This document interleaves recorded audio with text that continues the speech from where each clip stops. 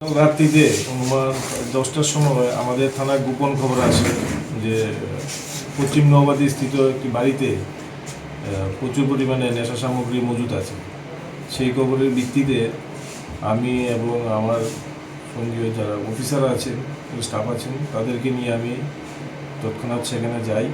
যাওয়ার পরে সেখানে আমার ডিসিএম সাহেবকেও কল করি, ডিসিএম জিরিনিয়া সাহেবকে। উনিও আসেন স্পটে।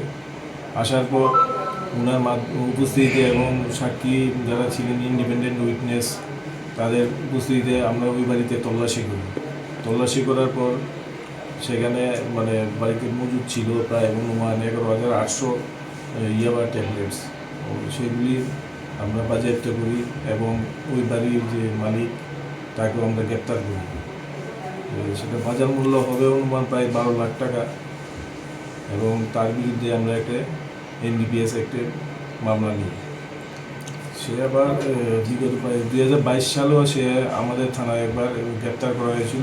তার বিরুদ্ধে একটি এনডিপিএস মামলা ছিল। এখন অবধি তদন্তে অন্য কারোর নাম কি বেশি আসছে কি? এটা তদন্ত সাপেক্ষে এবং প্রিলিমিনারি ইন্টারোগেশনে সে বলেছে অনেক কিছু, কিন্তু সেটা আমরা ভেরিফাই করতে হবে এবং তাকে আমরা পুলিশ কাস্টাডিতে নিয়ে আসার পর ইন্টারোগেশন করব। সেটা আমাদের তদন্তের ব্যাপার। এই সামগ্রীগুলি কোথায় থেকে আনতো বা কিভাবে আনতো সেই বিষয়টা জানতে পারবেন? সেটা এখনো কোনো ক্লিয়ার হয়নি, তদন্ত হবে এবং পুলিশ কাস্টাডিতে নিয়ে আসার পর সেটা তদন্ত চলবে। এরকম নেশার বিরুদ্ধে আগামী দিনে আরও কি? এমনিতে বুজুর্নগর থানার নেশার বিরুদ্ধে অভিযান জারি আছে এবং ভবিষ্যতে আরও থাকবে। লোকটা এমনিতে কি করে? আর লোকটা এমনিতে একটি পাম্প অপারেটর। কবে উঠে তোলা হবে? কতদিনের রিমান্ড চেয়ে?